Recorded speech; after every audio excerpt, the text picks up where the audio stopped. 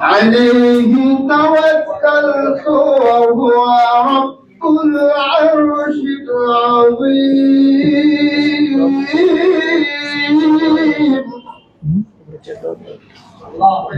عليه توكلت وهو رب العرش العظيم صدق الله العظيم وصدق رسوله النبي الكريم السلام عليكم ورحمة الله ধন্যবাদ। এই পর্যায়ে পবিত্র নাত রাসূল সাল্লাল্লাহু আলাইহি ওয়াসাল্লাম পরিবেশন করবেন জনাব মাস্টার আবুল হোসেন।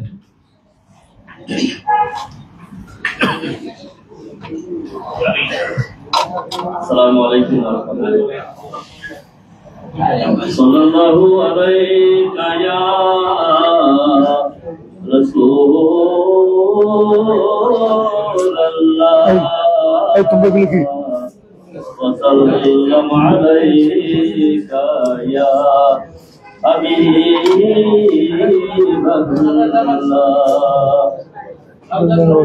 জীবনে और की तुम्हार दीदार या रसूल अल्लाह।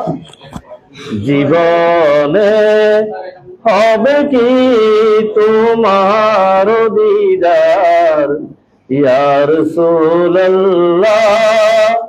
এ আশায় রয়েছি আমরা গুনাহগার ইয়া হাবিবাল্লাহ। জাহানে যেদিকে তাকাই দরদি আর তো কেহ নাই ইয়া রাসূলুল্লাহ। দরদি আর তো কেহ নাই এ গরিবের তুমি হও মদদগার ইয়া রাসূলুল্লাহ। জীবনে হবে কি তোমার দিদার ইয়া রাসূলুল্লাহ। আসসালামু আলাইকুম ওয়া রাহমাতুল্লাহ।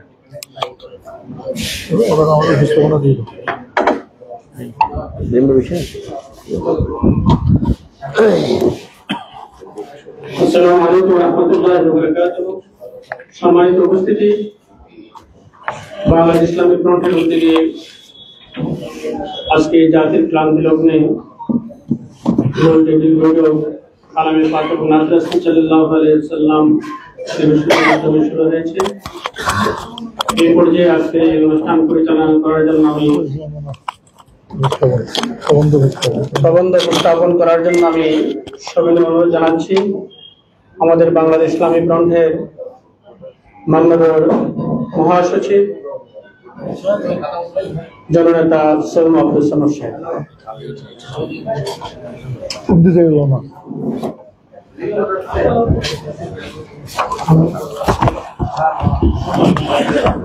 ধন্যবাদ। আজকের এই গোলটেবিল অনুষ্ঠানে উপস্থিত বিভিন্ন রাজনৈতিক দলের নেতৃবৃন্দ, সাংবাদিক, বুদ্ধিজীবী, বিভিন্ন সংস্থার প্রতিনিধি ও আজকের এই অনুষ্ঠানের সম্মানিত সভাপতি বাংলাদেশ ইসলামী ফ্রন্টের মাননীয় চেয়ারম্যান জননেতা মতিন, মঞ্চে উপবিষ্ট সংগঠনের সম্মানিত প্রেসিডিয়াম সদস্য হযরতুল আল্লামা আবু সুফিয়ান আবেদি আল কাদেরী, সম্মানিত প্রেসিডিয়াম সদস্য জনাব মৌলানা গোলামুর রহমান আশরাফ শাহ, কেন্দ্রীয় সাংগঠনিক সম্পাদক জনাব অ্যাডভোকেট ইসলাম উদ্দিন দুলাল, বিশিষ্ট সংগঠক সাংবাদিক জনাব আলাউদ্দিন খান, ডক্টর আলাউদ্দিন খান, উপস্থিত জাতীয় কবিতা পরিষদের সম্মানিত সভাপতি ও দৈনিক দেশটির ভারপ্রাপ্ত সম্পাদক কবি মাহমুদুল হাসান নিজামী, উপস্থিত অ্যাডভোকেট জাহাঙ্গীর আলম রেজভী, উপস্থিত অ্যাডভোকেট শাহিদুল আলম রেজভী,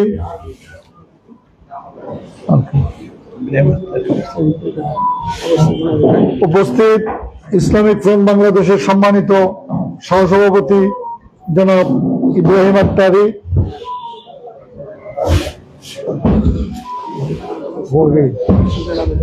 সহ উপস্থিত সকলকে আসসালামু আলাইকুম ওয়া রাহমাতুল্লাহি ওয়া বারাকাতুহু। আজকের যে মূল প্রতিপাদ্য বিষয়, সেই বিষয়টি আমি উপস্থাপন করছি। গত 19 এপ্রিল 2025 বর্তমান সরকার নারী বিষয়ক সংস্কার কমিশনের প্রতিবেদন প্রকাশিত হয়েছে। প্রকাশিত প্রতিবেদন পড়ে আমরা খুবই বিস্মিত মর্মাহত হয়েছি। কমিশনের পক্ষপাতদুষ্ট একপেশী মনোভাব প্রকাশ পেয়েছে।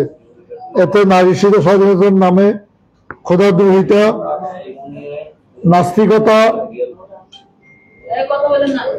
কোরআন সুন্নাহ বিরোধী প্রস্তাব এসেছে। মুসলিম সংখ্যাগরিষ্ঠ দেশে আল্লাহর বিধান ও রসুলের সুন্নাহ বলবৎ থাকা বাঞ্ছনীয়, কিন্তু প্রতিবেদনে এসবের কোনো তোয়াক্কা করা হয়নি। শুরুতেই আজকের গোলটেবিল বৈঠক থেকে আমরা বাস্তবতা বিবর্জিত এই প্রতিবেদনের তীব্র নিন্দা ও প্রতিবাদ জানাচ্ছি। নারী বিষয়ক সংস্কার কমিশনের বিতর্কিত প্রস্তাব ও পর্যালোচনা। 5 আগস্ট 2024 পর থেকে বিভিন্ন সেক্টরে প্রচলিত আইন সংস্কারের জন্য সরকার বেশ কয়েকটি সংস্কার কমিশন গঠন করেছেন। তন্মধ্যে উল্লেখযোগ্য হল নারী বিষয়ক সংস্কার কমিশন। 318 পৃষ্ঠা সম্বলিত কমিশনের রিপোর্ট পর্যালোচনায় দেখা যায় প্রায় ডজনখানেক বিষয়ে এমন প্রস্তাব এসেছে যা কোরআন সুন্নাহ বিরোধী, যেমন বিবাহ ও বিচ্ছেদের ধর্মীয় আইন বাধ্যতামূলক হওয়ায় নারী বৈষম্যের শিকার। নারী বিষয়ক সংস্কার কমিশনের প্রতিবেদন পৃষ্ঠা নম্বর 9 পর্যালোচনা। জাহেলি যুগে নারী জাতি ভোগ্যপণ্য হিসেবে ব্যবহৃত হতো। ইসলামে তাদেরকে মর্যাদা দিয়েছে। মাহার বাধ্যতামূলক করায় তারা স্থায়ী মর্যাদায় ভূষিত হয়েছে। পুরুষ অধিকার হিসেবে তাকে অবশ্যই কমপক্ষে 10 দিরহাম মোহর দেওয়াটা বাধ্যতামূলক, আর তাই তাকে বিয়ে বিচ্ছেদ বা তালাকের ক্ষমতা অর্পণ করা হয়েছে। নতুবা নারী অর্থের মোহর থেকে প্রাপ্ত বিনিময়ে তালাক প্রদানের অধিকার গ্রহণের সুযোগ রয়েছে।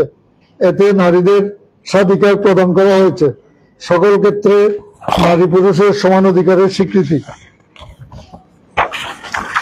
পর্যালোচনায় নরনারীকে সামাজিক, নাগরিক ও অর্থনৈতিক সমান অধিকার দেওয়া হয়েছে। ক্ষেত্র বিশেষে নারীকে বেশি ও পুরুষকে কম অধিকার দিয়েছে।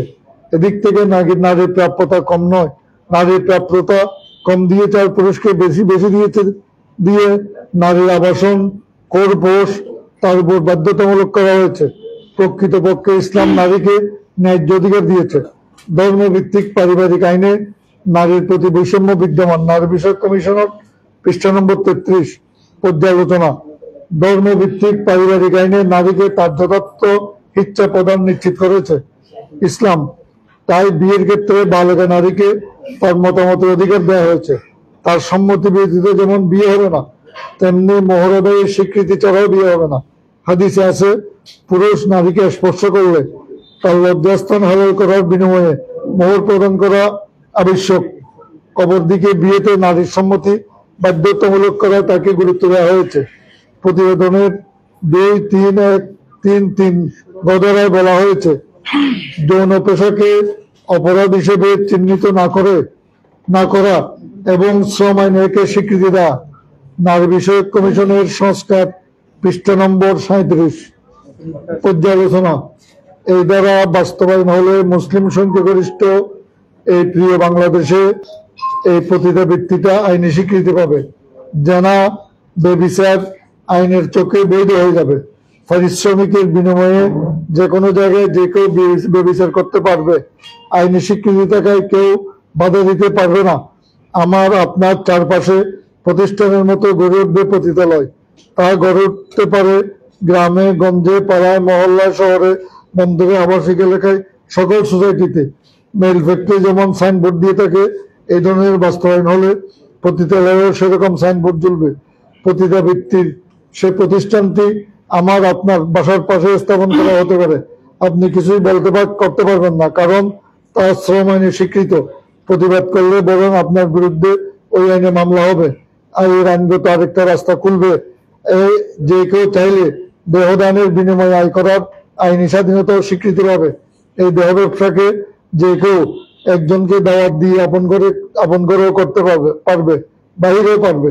আবার এই শ্রম দিয়ে আগ্রহীগণ গৃহিণী থেকে শিক্ষার্থী যে কেউ হতে পারবে, বাধা দেওয়ার কিছু নাই, সুযোগও নাই। পার্ট টাইম জবের মতো বিদ্যালয় থেকে আসা যাওয়ার সময় যে কেউ বিশেষ ধরনের এই দেহদান শ্রম দিয়ে প্রতিদিন আয় করতে পারবে অনেক টাকা। সে হতে পারে আমার আপনার পরিবারের সদস্য। আইনি স্বীকৃতি বলে বাবা মা সহ কেউ বাধা দিতে পারবে না। বাধা দিলে মামলা হবে বাধাদানকারীর বিরুদ্ধে। সে কারণে এই কমিশনে উদ্ধৃত দেহ ব্যবসায়ীরা নতুন স্লোগান তৈরি করেছে, শরীর আমার, সিদ্ধান্ত আমার। আমরা সবাই বেশ্যা, বুঝে না রহিচ্ছে, নাউজুবিল্লাহ। আমরা মনে করছি উপরের চিত্রটা নারী কমিশনের মাত্র একটা ধারার সামাজিক অ্যাপ্লিকেশন। এরকম অসংখ্য ধারা আছে এখানে, যেগুলো ধর্ম, পরিবার, সমাজ, দেশ, রাষ্ট্র ধ্বংস করার জন্য যথেষ্ট।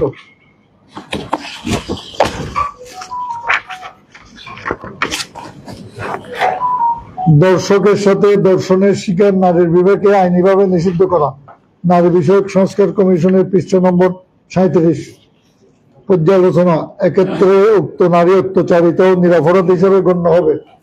ওয়েল ইবনুল হাজার রাদিয়াল্লাহু তাআলা আনহু বলেন, রাসূলুল্লাহ সাল্লাল্লাহু আলাইহি ওয়াসাল্লামের যুগে জৈনিকা মহিলা মসজিদে সালাত আদায়ের উদ্দেশ্যে বের হন। একজন লোক তাকে পথে একা পেয়ে কাপড় ডেকে নেয়, তাকে দর্শন করে। মহিলার চিৎকার শুরু করলে লোকটি চলে যায়। সেখান দিয়ে মুহাজির দল যাচ্ছিলেন। মহিলাটি তাদেরকে বললেন, ওই লোক আমার সাথে খারাপ আচরণ করেছে।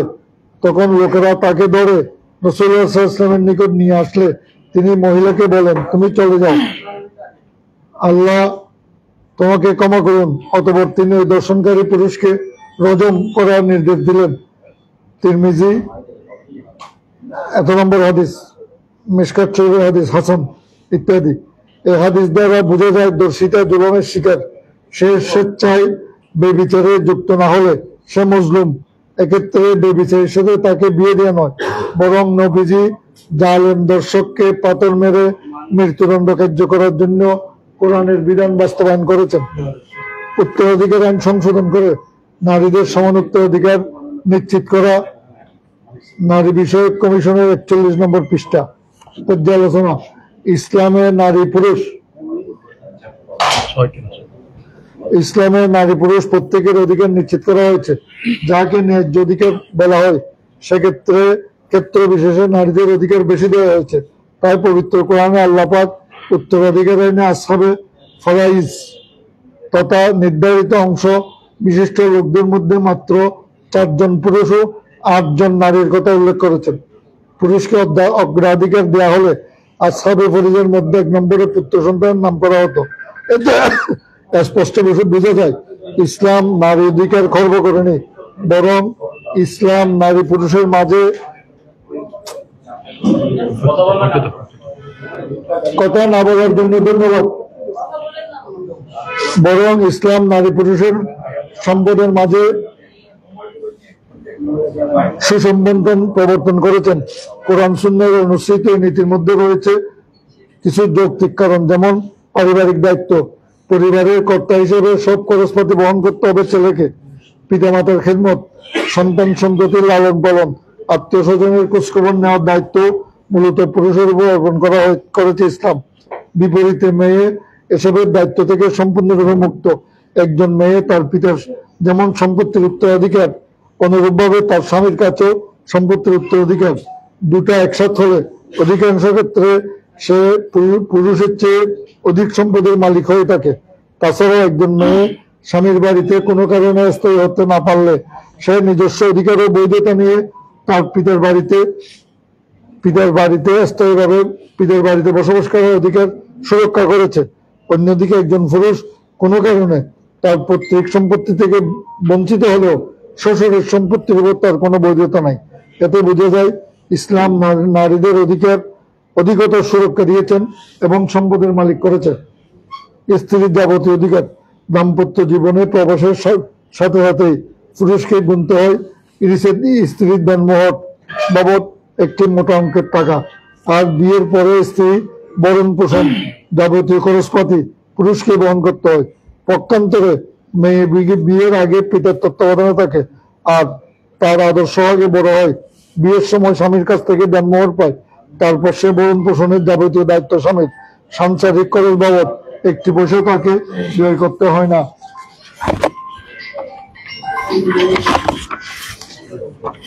সব স্বামীর দায়িত্ব, তাই প্রাপ্ত সম্পদের মূলধন কখনো হ্রাস পায় না। এরপরও ইসলাম তাকে বঞ্চিত করে নাই। ইসলাম তার সম্পদকে রক্ষা করার ব্যবস্থা করেছে চমৎকার ভাবে। এসব যৌক্তিক কারণে ইনসাফ ও ন্যায় বিচারের দাবি হলো ছেলেকে মেয়ের চেয়ে বেশি দেওয়া, যেহেতু ইনসাফ হলো সুষম বন্টন, সমান বন্টন নয়। ইসলামের উত্তরাধিকার বিধান একটি মানবিক ও ন্যায়সঙ্গত বিধান, যেখানে প্রত্যেক শ্রেণীর ওয়ারিশে তার উচিত প্রাপ্য লাভের নিশ্চয়তা রয়েছে। সত্য উপলব্ধিকারী অসংখ্য অমুসলিম চিন্তাবিদ ইসলামী উত্তরাধিকার বিধানকে মূল্যায়ন করেছেন। এমনভাবে কোরআনে বর্ণিত উত্তরাধিকার বিধান বড় ন্যায়সঙ্গত ও যৌক্তিক। এই বিধানকে ফরাসি ও ব্রিটিশ আইনের সাথে তুলনা করে আমার কাছে এটা স্পষ্ট হয়েছে ইসলামী শরিয়া বা বিধান স্ত্রীদের উত্তরাধিকার ক্ষেত্রে এমন সব অধিকারকে দিয়েছে যার ক্ষেত্রে কোনো দৃষ্টান্ত অন্য কোনো আইনে খুঁজে পাওয়া যাবে না। হ্যাঁ, আল্লাহর দেওয়া বিধানের তুলনা কোনো মানবরচিত বিধানের সাথে চলে না। আল্লাহর আইন সর্বকালের সর্বস্তরের সকলের জন্য, আর আল্লাহর আইন অনুযায়ী রয়েছে মানবতার মুক্তি, শান্তি ও সাফল্যের নিশ্চয়তা। আমরা মনে করছি বাংলাদেশের নারী বিষয়ক সংস্কার কমিশন রাষ্ট্র ও ধর্মীয় আইন অনুযায়ী হয় নাই। তাই এই কমিশনের নাস্তিক, খোদাদ্রোহী, পশ্চিমা সংস্কৃতিবাদী তত্ত্বদের বাদ দিয়ে দেশপ্রেমিক ধর্মপ্রাণ লোকদের দায়িত্ব দিয়ে কমিশনকে সংস্কার করার দাবি জানাচ্ছি। আমরা নারী বিষয়ক সংস্কার কমিশনে যে সকল দ্বারা, আপনারা কি বড় করে কথা বলবেন, যে সমস্ত দ্বারা ইসলামী আইন ও কোরআন সুন্নাহ বিরোধী তা বাদ দেওয়ার জন্য চূড়ান্ত রকম প্রস্তাব করছি। 2, বাংলাদেশের অর্থনৈতিক সমৃদ্ধির স্বর্ণদ্বার চট্টগ্রাম বন্দরে বিদেশি বিনিয়োগ সমস্যা নিরসন আমাদের ভাবনা ও প্রস্তাবনা। সম্মানিত উপস্থিতি, আপনারা অবগত আছেন চট্টগ্রাম বন্দরের new Marine Container terminal NCT একটি আন্তর্জাতিক মানের টার্মিনাল, যেটি চট্টগ্রাম বন্দরের নিজস্ব অর্থায়নে নির্মিত। চট্টগ্রাম বন্দরের 44% কন্টেইনার হ্যান্ডলিংয়ে সক্ষম এবং অত্যাধুনিক বাড়ি যন্ত্র সরঞ্জামে সজ্জিত স্বয়ংসম্পূর্ণ NCT New Marine Container Terminal Chattogram বন্দরের সর্বাধিক গুরুত্বপূর্ণ এবং বৃহৎ কন্টেইনার টার্মিনাল। সেটায় 5,000-এর অধিক শ্রমিক কর্মচারী কর্মরত আছেন। উল্লেখ্য যে 2007 থেকে 24 সাল পর্যন্ত এই একটি টার্মিনালেই 1,18,63,000 ইউএসএ 20 ফুট সমমানের কন্টেইনার হ্যান্ডলিং হয়েছে। এই এনসিটি থেকে গত অর্থ বছরে 1367 কোটি টাকা আয় হয়েছে। এই টার্মিনালে বর্তমানে যে পরিমাণ ইকুইপমেন্ট আছে তা দিয়ে কমপক্ষে 15 বছর সঠিকভাবে পরিচালনা করা যাবে। এছাড়াও বার্ষিক 10 লাখ একর কন্টেইনার হ্যান্ডলিং এর কথা থাকলেও গত বছর এই টার্মিনালে 12,81,000 কন্টেইনার হ্যান্ডলিং করা হয়েছে, যা সক্ষমতার চেয়ে অনেক বেশি। অথচ প্রতিযোগিতা ও মান উন্নয়নের দোহাই দিয়ে সর্ববৃহৎ টার্মিনালেই বিদেশি হাতে তুলে দেওয়ার পায়তারা করা হচ্ছে, যা সত্যিকার অর্থে অবিবেচনা প্রসূত সিদ্ধান্ত বলে আমরা মনে করি।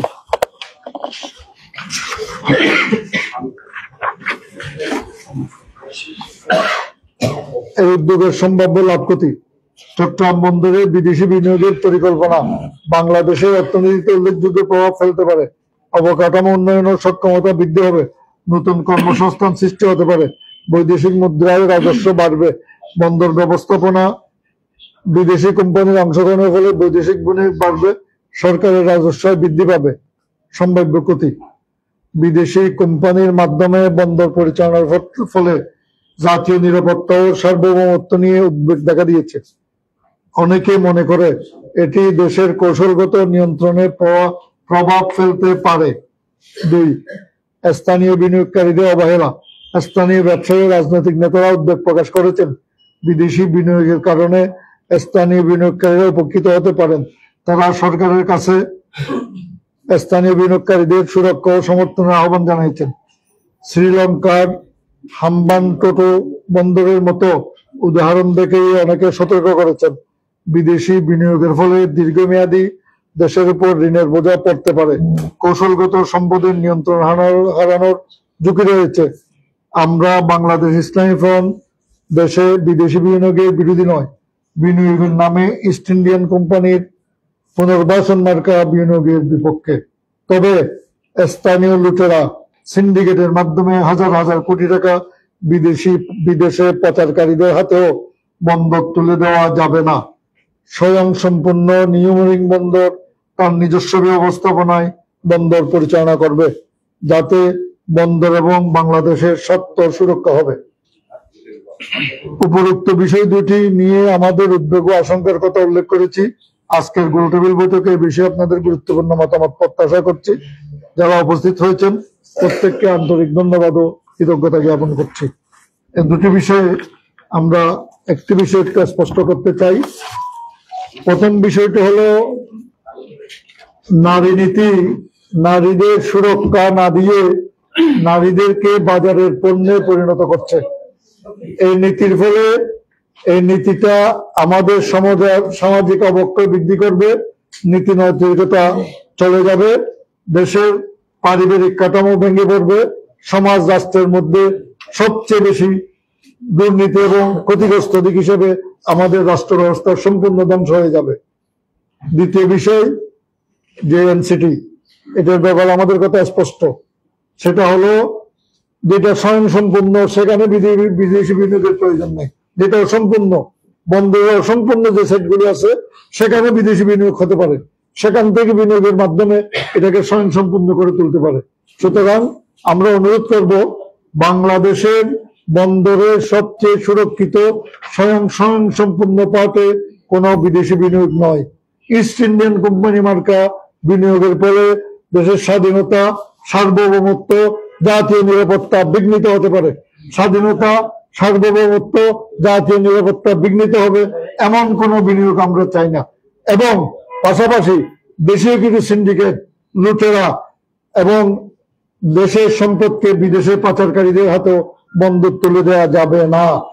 যাদের কাছে লুটেরাদের কাছে এখনো যাদের কাছে বন্দরের কার্যক্রম আছে, তাদের থেকে বন্দর উদ্ধার করে বন্দর নিজস্ব ব্যবস্থাপনায় পরিচালনা করার জন্য আমরা অনুরোধ জানাচ্ছি। ধন্যবাদ সবাইকে।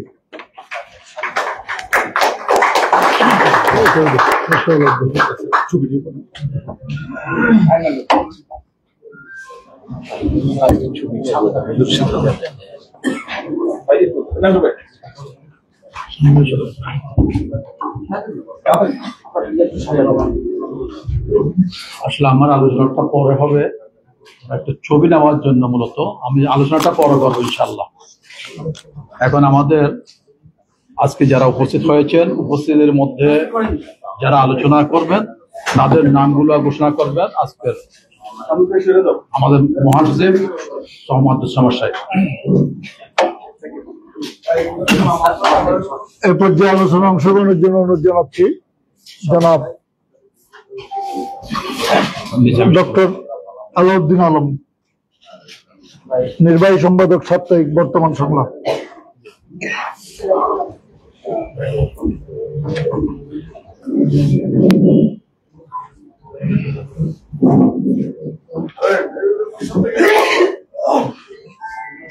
আচ্ছা,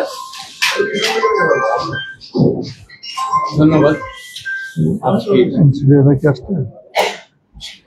এই আয়োজনের পেছনে যারা আছেন, এই ডায়াসে যারা আছেন এবং সাংবাদিক সহ যারা উপস্থিত আছেন, আপনাদের সকলকে জানাচ্ছি হার্দিক শুভেচ্ছা ও সালাম। আসসালামু আলাইকুম। দুটি ভাগে আজকে বিষয়টি আলোচনার জন্য আয়োজকরা নিয়ে এসেছেন। আপনারা ইতিমধ্যেই শুনেছেন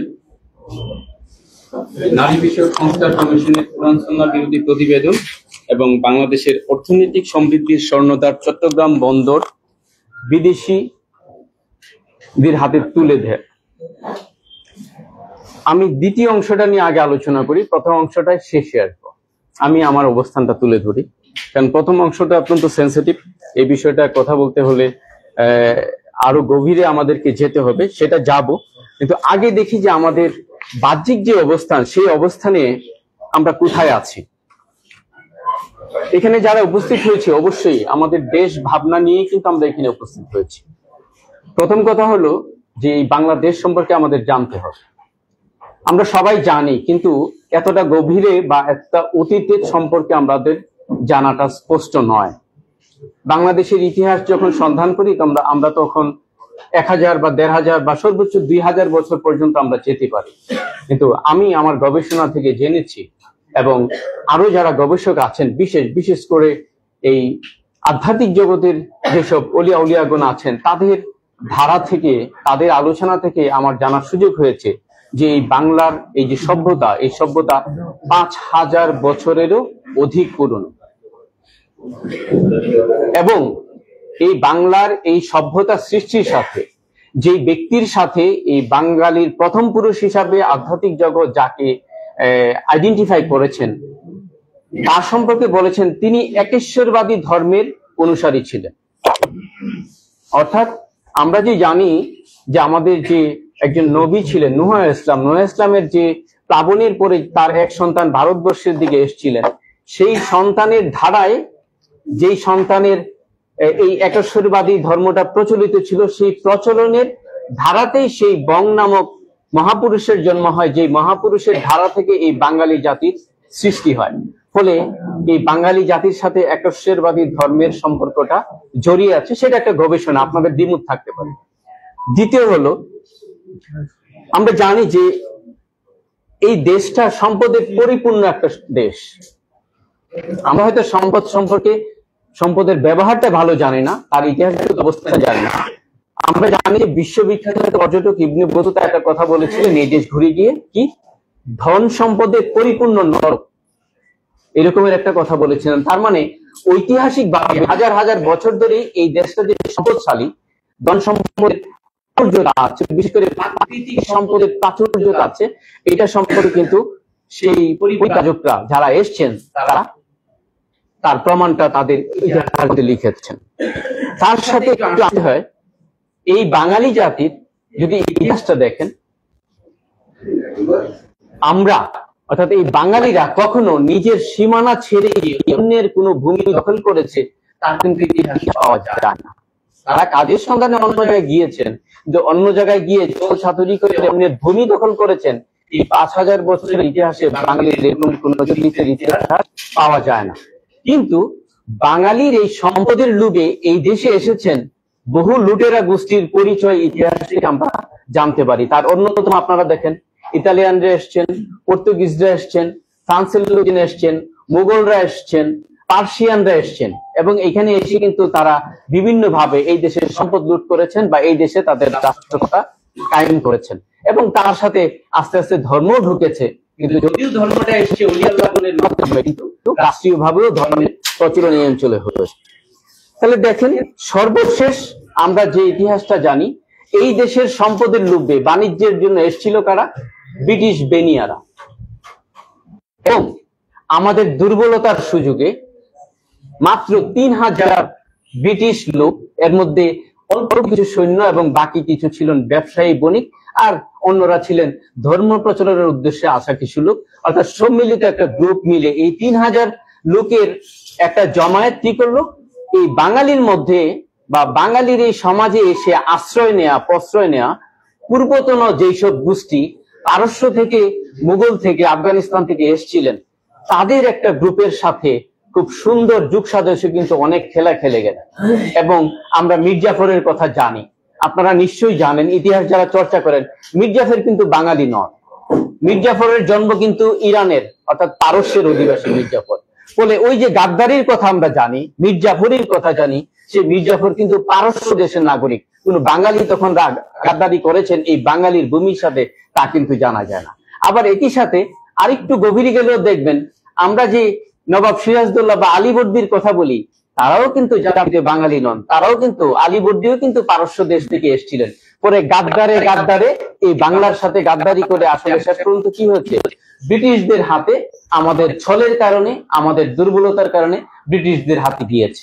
এবং মুসলিমীয় বাঙালির এই গাদ্দারির কারণে, মানে যারা প্রতারিত হয়েছিলেন, ওই মির্জাফরদেরকে ভালো মানুষ মনে করেছিলেন, তাদের প্রতারণার কারণে কিন্তু 200 বছরের গোলামি করতে হয়েছে। এবং ব্রিটিশরাই কিন্তু এই দেশে চরম রকমের এমন কোনো অপরাধ নাই যে অপরাধের মানে ডালপালাগুলি তারা বিস্তার করেনি। হ্যাঁ, অবশ্যই ওই সময়ে যারা রাজা ছিলেন বিভিন্ন গোত্রের বা বিভিন্ন রাজ্যের, তারা যে অপরাধ করেননি তা নয়, করেছেন। আমি কেন এই ব্যাকগ্রাউন্ডটা দিলাম, যে বাংলার সম্পদের টার্গেট কিন্তু সকলেরই ছিল। সুতরাং সম্পদের টার্গেট যেহেতু ছিল, টার্গেট ফুলফিল আপ করার জন্য কিন্তু ওই গ্রুপ আসছেন। এবং দেখেন সর্বশেষ পাকিস্তানিদের হাতে ক্ষমতা গেল, সেটাও একটা চক্রান্তের মাধ্যমেই সেই বিভাজন হলো। এবং 70-এর সময়ও কিন্তু সেই প্রস্তাব এসেছিল যে বাংলাদেশকে স্বাধীনতা দেওয়া হবে রক্তপাতহীন অবস্থায়, যদি তাদেরকে এখানে কিছু দেওয়া হয়, বিশেষ করে সামরিক স্থাপনা। তার উদ্দেশ্য কি, বাংলা সম্পদ আছে, এই সম্পদ আগে অনেকে লুট করে নিয়েছে, এখন অন্য নতুন গ্রুপ এসছে যাদের লুটপাটের দরকার এই সম্পদ। আর তার সাথে আরেকটা বিষয় আছে, আন্তর্জাতিক চক্রান্ত। সেটা বুঝতে হবে যে চীন পৃথিবীর এখন পরাশক্তি হিসেবে আবির্ভূত হচ্ছে। তারা 2 নাম্বার থেকে এখন 1 নাম্বারের দিকে ধাবিত হচ্ছে। ফলে 1 নাম্বারে গেলে কাদের স্বার্থে আঘাত লাগে, মার্কিনীদের স্বার্থে আঘাত লাগে। যদি মার্কিনীদের স্বার্থে আঘাত লাগে, সুতরাং তারা চীনকে ডিফেন্ড করতে হলে চীনের চারদিক থেকে তারা ডিফেন্ড করবেন। ওই দিক দিয়ে চীনের পাশে আছে তাইওয়ানের সাথে তারা বন্ধুত্ব করে নিয়েছেন। চীনের পাশে আছে সাউথ কোরিয়া, উত্তর কোরিয়ার সাথে লাগিয়ে দিয়ে, ভাইয়ে ভাইয়ে দ্বন্দ্ব লাগিয়ে 2 ভাইয়ের মধ্যে ব্যারিকেড দিয়ে 1 ভাইকে তারা গ্রহণ করে নিয়েছেন। দ্বিতীয় বিশ্বযুদ্ধের পরে জাপানকে তারা দখল করে নিয়েছেন। ফলে এইভাবে নানামুখী চক্রান্তের মাধ্যমে কিন্তু তারা ইস্টার্ন অর্থাৎ ওয়েস্ট থেকে এসে আমাদের এই এশিয়া মহাদেশের মধ্যে তাদের রাজত্ব কায়েমের চেষ্টা করছেন। ফলে চীনের সাথে এই গেমটা খেলতে হলে চীনের সাথে আরেকটা বিরোধপূর্ণ অবস্থান আছে পাশে ভারত, তারও একটা বড় শক্তি, এবং আছে রাশিয়া, তারও একটা বড় শক্তি। কিন্তু আমাদের কাছে যারা আছেন তাদের সাথে একটা দ্বন্দ্ব করতে হলে, অর্থাৎ আমেরিকা যদি চায় যে দ্বন্দ্ব করবেন চীনের সাথে, তাহলে চীনের কাছাকাছি রাষ্ট্রগুলিতে তাদের অবস্থান শক্ত করতে হবে। সেই অবস্থান শক্ত করার ওই ধারাবাহিকে কিন্তু তারা একটা গভীর ষড়যন্ত্রে লিপ্ত হয়েছিল, এবং সেটা ব্রিটিশদের সময়ে হয়েছিল। আজ থেকে প্রায় 120 বছর আগে একটা পরিকল্পনা হয়েছিল। যে পরিকল্পনাটা ছিল, তারা এই ভারতের যে 7 সিস্টার্স, আমাদের হিল এবং মায়ানমারের একটা অংশ নিয়ে তারা এখানে ইহুদি খ্রিস্টান রাষ্ট্র কায়েম করবে। কারণ এখানে ইহুদিদের একটা বিরাট অংশ, ইহুদিদের 12টা গ্রুপ ছিল। আপনারা ইদানিং এই আলোচনাগুলি শুনবেন। আমার সুযোগ হয়েছিল আজ থেকে প্রায় 25 বছর আগে এই তথ্যটা জানার, যে এখানে একটা ইহুদি খ্রিস্টান স্টেট হবে। কেন বন্দরের বিষয়টা যাওয়ার আগে, কারণ এই ব্যাকগ্রাউন্ডটা না বুঝলে বন্দরটা নিয়ে কেন এই চক্রান্তটা হচ্ছে আমরা বুঝতে পারবো না।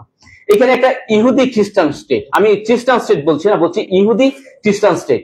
কারণ ইহুদিদের 12টা গ্রুপের একটা গ্রুপ সারা পৃথিবীতে ছড়িয়ে পড়েছে, 12টা গ্রুপ। তার একটা গ্রুপ চলে এসেছিলেন আমাদের এই ভারতবর্ষের যে একটা জায়গা মিজোরাম, এই জায়গাগুলিতে এখানে তারা চলে আসছিলেন। এবং তারা পরবর্তীতে আবার ইসরায়েলের সাথে রিকানেক্ট হয়। তখন থেকে তারা ভাবছিলেন কেমন করে এইখানে তাদের একটা আবাসস্থল করা যায়, কারণ জায়গাটা তাদের পছন্দ হয়েছে। ওই পছন্দের নিমিত্তেই কিন্তু আস্তে আস্তে যেটা করলেন যে ইউএনএইচসিআর সহ আরো অনেকগুলি এনজিওর মাধ্যমে তারা দেখেন আমাদের পার্বত্য 3 জেলা প্লাস মায়ানমারের ওই অংশটা আরাকান প্লাস ভারতের ওই 7 সিস্টার, তারা আস্তে আস্তে মিশনারিজ কার্যক্রম শুরু করলেন, খ্রিস্টিয়ান মিশনারিজ কার্যক্রম, ইহুদি মিশনারিজ কার্যক্রম। হাজার হাজার কোটি ডলার তারা এখানে ব্যয় করলেন। এবং আপনারা যদি স্ট্যাটিস্টিক্স দেখেন তাহলে দেখবেন ওই 7 সিস্টার্স এর কোনো কোনো জায়গায় 95 ভাগ, কোনো জায়গায় 90 ভাগ, কোনো জায়গায় 80 ভাগ লোক কিন্তু খ্রিস্টীয় ধর্মে ধর্মান্তরিত হয়েছেন। এবং আমাদের পার্বত্য অঞ্চলেও যারা মারমা বা বোরং বলেন, তারাও কিন্তু ইহুদিবাদের আদলে নতুন একটা ধর্মে তারা দীক্ষিত হয়েছেন। অর্থাৎ এইখানের ভূমিতে তাদের অবস্থান সুদৃঢ় করার আগে তারা যেটি চেয়েছেন, তাদের মদতপুষ্ট যে সাম্প্রদায়িক লোক আছে, ধর্ম আছে, ইহুদি খ্রিস্টান, সুতরাং ইহুদি খ্রিস্টানের একটা ধর্মীয় শক্তি এখানে অর্জন করতে হবে। এবং পরবর্তীতে সেই ধর্মীয় শক্তিটাকে রাষ্ট্রীয় শক্তিতে রূপান্তর করার জন্য তাদের এখানে আসতে হবে। দেখেন গত কয়েক বছর এখানে মায়ানমারের যে রাখাইন নিয়ে গেছে, এটা ছিল তাদের একটা খেলা। মুসলমানদের প্রতি ইহুদি খ্রিস্টানদের দরদ থাকার বিন্দু পরিমাণ কোনো কারণ আছে বলে আমি অন্তত একজন গবেষক হিসেবে মনে করি না, এবং মিডিল ইস্টে যা হচ্ছে, ফিলিস্তিনে যা হচ্ছে, এটা কোনোভাবেই প্রমাণ করে না। ইরাকে যা ঘটেছে, আফগানিস্তানে যা ঘটেছে, অথবা সিরিয়ায় যা ঘটেছে, এগুলি কোনোটাই কি প্রমাণ করে যে তারা মুসলমানদের বন্ধু? না। তাহলে এখানে রাখাইনের মুসলমানদের জন্য আমেরিকার এত দরদ হলো কেন? এই দরদের পিছনে কারণ থাকে, কারণ তারা এখানে খ্রিস্টান ইহুদি স্টেট কায়েম করতে হলে এখানে একটা কেওয়াস লাগাইতে হবে। কেওয়াস লাগাইতে হলে এই পাশে আমরা মুসলিম সংখ্যাগরিষ্ঠ বাংলাদেশে, ওই পাশে হিন্দু সংখ্যাগরিষ্ঠ ভারতে, ওই পাশে বুদ্ধ সংখ্যাগরিষ্ঠ মায়ানমারে, ফলে চিন্তা আছে চীন এবং মায়ানমারে। ফলে এখানে যদি তাদের মদতপুষ্ট একটা গ্রুপ থাকে, অর্থাৎ চারদিকে মুসলমান থাকবে, তার মাঝখানে একটা ইসরায়েল রাষ্ট্র। কি হচ্ছে? ইসরায়েল একটা ছোট্ট একটা বিন্দু ফুটা, অথচ তার পাশের সকল মুসলমান রাষ্ট্রকে কি একদম চরকির মতো ঘুরাচ্ছে, পারছে না। ফলে কারণ কি? কারণ তাদের অর্থনৈতিক শক্তি এত বেশি, তারা সারা পৃথিবীর যে বড় বড় অর্থনৈতিক শক্তি থেকে ধরে যারা বড় বড় অস্ত্র শক্তি, তারা আসলে ইহুদিদের অঙ্গুলি হেলনে চলে। এবং ট্রাম্প সাহেবও কিন্তু সম্প্রতি ইহুদি ধর্মে দীক্ষিত হয়েছে। সুতরাং কোনো কারণ নাই ট্রাম্প বাঙালিদের বন্ধু হয়ে আসবেন বা অন্য কারো বন্ধু হয়ে আসবেন। ফলে এইখানে যে খ্রিস্টান ইহুদি রাষ্ট্র কায়েমের যে ষড়যন্ত্র, এটা গভীর ষড়যন্ত্র। এবং আপনারা দেখেন, আপনারা শুনেছেন যে বার্মা অ্যাক্ট নামে আমেরিকার পার্লামেন্টে নেওয়া যে অ্যাক্ট, সেই অ্যাক্ট বাস্তবায়ন করতে গিয়ে কিন্তু তারা প্রথমে তাদেরকে এই মায়ানমারের লোকদেরকে দিয়া, অং সান সুকির লোকদেরকে দিয়া, অথবা মায়ানমারের আর্মিকে দিয়ে তারা কেওয়াসটা লাগায়া প্রথমে মুসলমানদেরকে বের করে ঢুকালেন কোথায়? বাংলাদেশে। আমরা তখন মানবিক হয়ে গেলাম এবং সরকারকে আমরা বাধ্য করলাম যে মুসলমানদেরকে মারা হচ্ছে, ওদেরকে আশ্রয় দেওয়া হোক। শেষে কি দেখা গেল? তাদেরকে আশ্রয় দিলাম, কিন্তু তারা আমাদের জন্য যন্ত্রণার কারণ হয়ে গেল। এবং পরবর্তীতে আরেকটা গ্রুপ ওই দিক দিয়ে বাড়ে আসলো। কারা? ইহুদি খ্রিস্টানদের, যারা ইহুদি খ্রিস্টান ধর্মে কনভার্ট হয়েছিলেন, তারা কিন্তু জেগে উঠলেন, তারা অস্ত্র নিলেন, সাথে তাদের সাথে বুদ্ধরাও যোগ দিলেন, দিয়ে এবার আরাকান আর্মি সহ আরো অনেকগুলি গ্রুপ, আমি নামে জানি না, আপনারা জানেন, তারা কিন্তু ওইখানে সজাগ হয়ে গেলেন। এখন ওইখানে প্রতিনিয়ত হানাহানি, মারামারি, কাটাকাটি চলছে। এবং এই হানাহানি, মারামারি, কাটাকাটিতে আমরা দেখতে পাচ্ছি ইসরায়েল যেভাবে ধ্বংসযজ্ঞ চালাচ্ছে ফিলিস্তিনে, সেখানে তাদের জন্য মানবিক করিডোর নাই, তাদের জন্য কোনো অস্ত্রের করিডোর নাই, কিন্তু এইখানে আমার মানবিক করিডোর এখন দিতে হবে। এত বছর তো লোকগুলি এনেছি, খাওয়াচ্ছি 18 বছর ধরে, আমার ভূমি দিয়ে আমি তাদেরকে ওইখানে রক্ষণাবেক্ষণ করছি, নিরাপত্তা দিচ্ছি, এখন কি দিতে হবে? তাদের জন্য মানবিক করিডোর।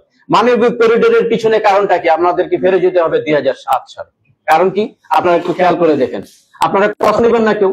এবং আমি স্পষ্টভাবে বলতে চাই, আমি জানি রাষ্ট্রযন্ত্র শুনছেন এই কথাগুলি, বলতে হবে, কারণ আমি একজন চিন্তক হিসাবে, গবেষক হিসাবে আমি আমার চিন্তনে যা আসছে সে আমি প্রকাশ করবো। তাতে যদি মনে করেন আপনার কষ্ট লাগে, তাহলে কষ্ট লাগতে পারে, আমার করার কিছু নেই। কারণ আপনি তো আপনার অবস্থান থেকে আপনি এখানে মানবিক করিডোর দিতে যাচ্ছেন, এখানে বন্দর দিতে যাচ্ছেন, তাহলে আমি আমার অবস্থান থেকে, আমার চিন্তাগত অবস্থান থেকে, দেশকে ভালোবাসার অবস্থান থেকে অবশ্যই আমি আমার প্রতিবাদ বা আমি আমার অবস্থান তুলে ধরতে পারি। তাহলে কি হলো? 2007 সালে নোবেল আসলো, সম্ভবত 2007 সালে, 6 সালে। তাহলে নোবেলটা আসার পিছনে কি কারণ ছিল? আমার তখনও মাথায় ঢুকেনি, এখনো মাথায় ঢুকছে না, কিন্তু এখন পরিপূর্ণভাবে ঢুকে গেছে কি কারণে সেই নোবেলটা আসলো।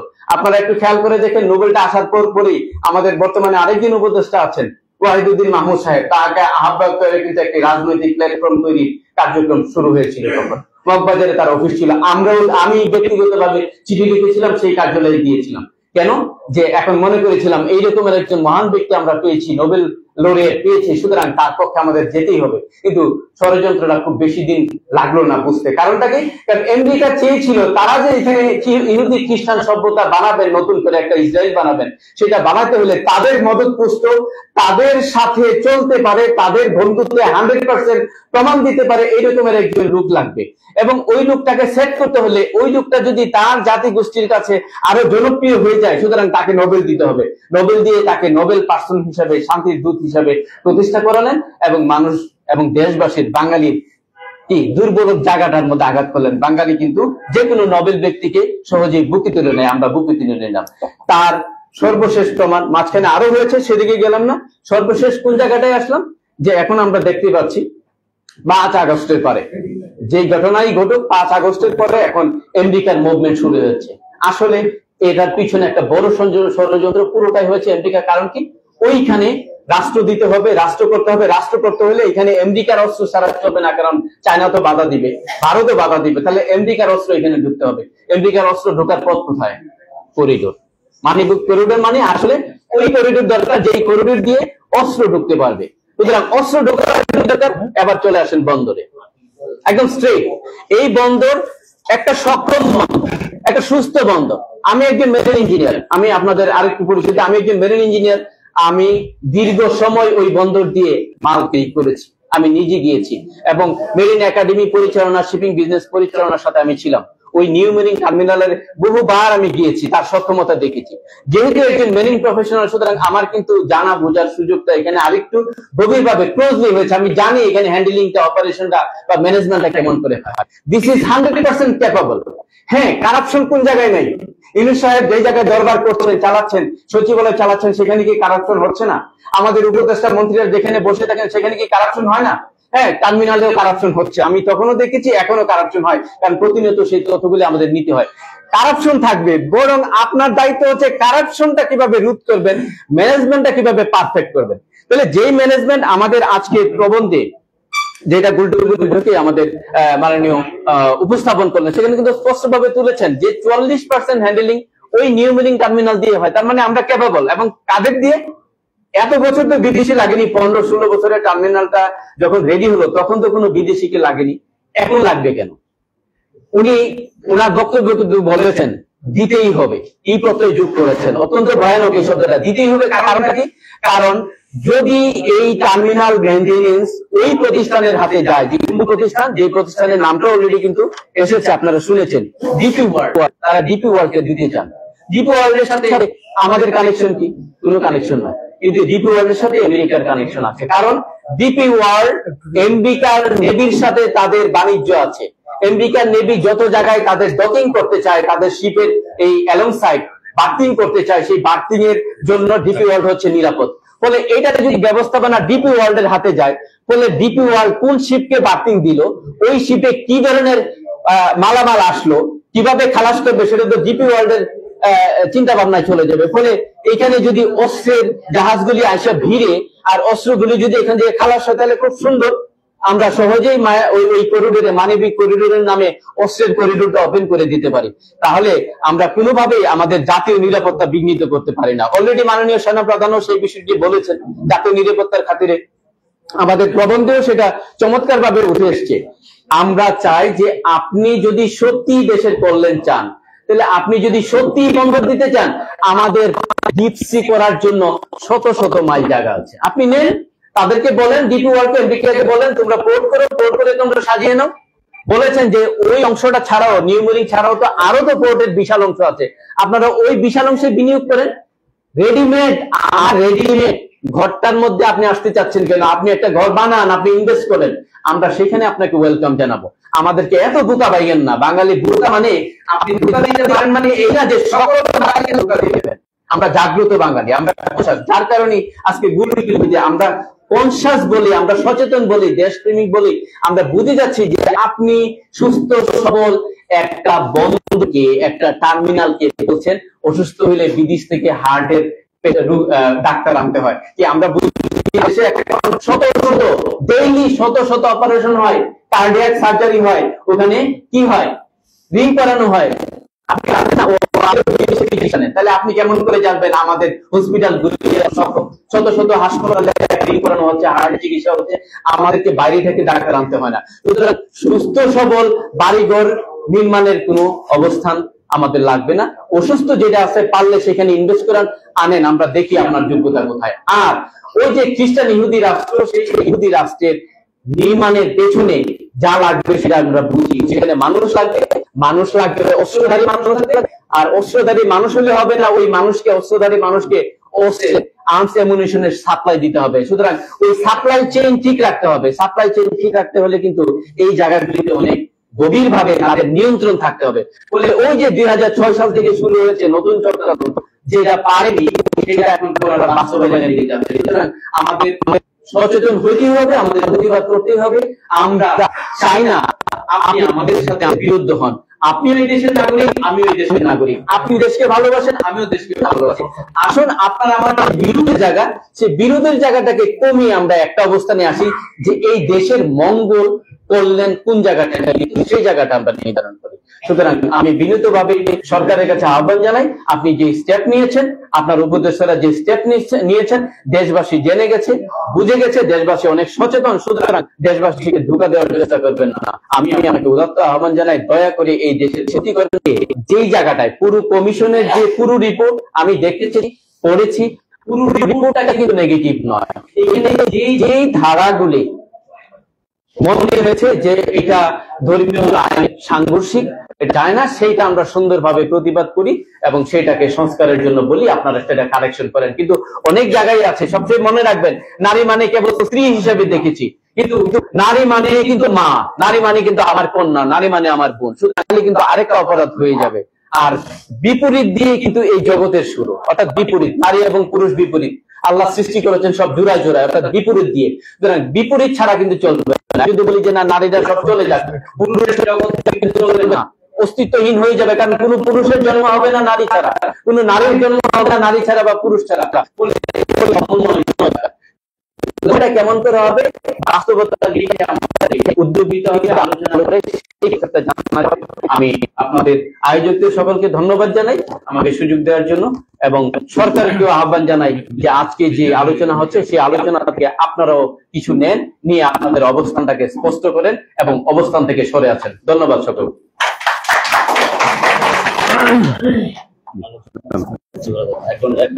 ধন্যবাদ। আমরা খুব সংক্ষেপে আলোচনা করবো ইনশাল্লাহ। এ পর্যায়ে আলোচনা আসবেন দৈনিক দেশটির ভারপ্রাপ্ত সম্পাদক কবি মাহমুদুল হাসান নিজাম।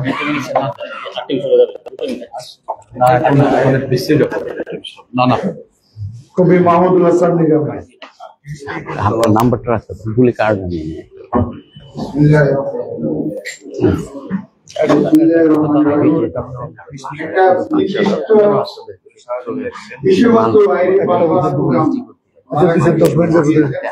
আমরা আমাদের দিকতে ধরার জন্য অর্থনৈতিক কথা না মানে ওনাদের কিছু করতে পারে, ওনাদেরকে সরকার টার্গেট করে।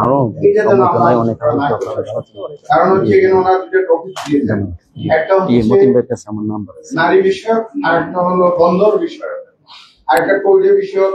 আমি যে ভারত অসহায় রোহিঙ্গাদেরকে দিল্লি থেকে নিয়ে জাহাজে করে নিয়ে সমুদ্রের মাঝখানে ফেলে দেয়, অমানবিক জানোয়ারদের পক্ষ যারা নেই তারা আরেক আচরণের শিকার, তারা আরেক ফটো। রোহিঙ্গারা আমার মুসলমান ভাই, 70% মুসলমান। আমরা করিডোর দিয়েছি, আরো কিছু দিব তাদের জন্য। আমাদেরকে 71 সালে দিয়েছে না ভারত 71 সালে দিয়ে আবার পরে আমাদের সীমান্ত হত্যা করে, আমাদের পানিতে মারে, ভাতে মারে। সেই ভারত আমাদের বন্ধু হলো। আর ওরা অসহায় মানুষ যারা আরবি ভাষায় কথা বলে, এখনো মুসলমান, নবী আহলে বাইয়াত আছে, আহলে নবী অনেক লোক আছে, তাদেরকে এভাবে নির্মম ভাবে নির্যাতন করছে। আমরা পাশে দাঁড়াচ্ছি না। পাশে দাঁড়ানোর জন্য উদ্যোগ নেওয়ার জন্য অবশ্যই মানবিক করিডোর দিতে হবে, তাহলে পাশবিক আচরণ হবে। মানবিক করিডোরের বিরোধিতা করবে ভারতের মতো হিংস্র জানোয়ার যারা সমুদ্রে ফেলে দেয় অসহায় মানুষকে, স্বাধীনতা মানুষকে, তারাই শুধু মানবিক করিডোর বিরোধিতা করতে পারে আমি মনে করি। একই সাথে আমি এখানে নারী বিষয় নিয়ে বলবো।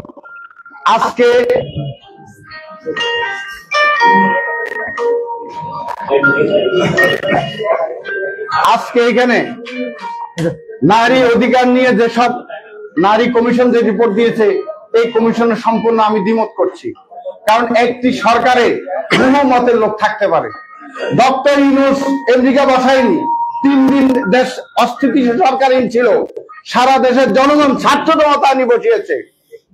যারা দেশের নোবেল বিজয়কে গ্রহণ করতে পারেননি, যিনি তখনই সকল ফ্যাসিবাদের প্রধান, যারা তখনই গ্রহণ করতে পারেন, এখনই ওনাকে নিয়োগ দিচ্ছে। উনি বন্দর কথা বললেন না যে আমেরিকাকে বন্দর দিবেন। বন্দরের অবস্থা আমি আপনাকে বর্ণনা করি। আমি এক্সপোর্ট ইম্পোর্টের সাথে সামথিং জড়িত আছি। বন্দরের কথা বলি, একটা খুদ ফেলে একটা কন্টেনারে সেটা ছিস করে রাখি দেওয়া হয় গোডাউনে। আপনার 3 বছর 4 বছর পর্যন্ত যিনি আমদানি করে তাকে গোডাউন ভাড়া দিতে হয়। পচনশীল পণ্য হলে পুরো জায়গা তারপর গোডাউন ভাড়া দিতে হবে। এই অমানবিক ব্যবস্থা, এই চোর ডাকাতদের থেকে মুক্ত করার জন্য অবশ্যই উনি বলছেন যে যোগ্য কোন ব্যবস্থাপনা কর্তৃপক্ষ দেশীয় নিরাপত্তা করার জন্য প্রস্তাব দিয়েছেন, বুঝলাম জন্য বলছেন, উনি বাস্তবায়ন করেননি। আজকে দেশকে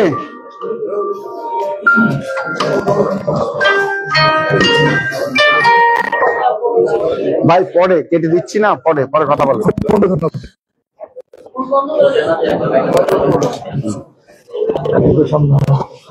মানবিক করিডোর অবশ্যই দিতে হবে। মানবিক করিডোর আমরা দিয়ে আসছি। মানবিক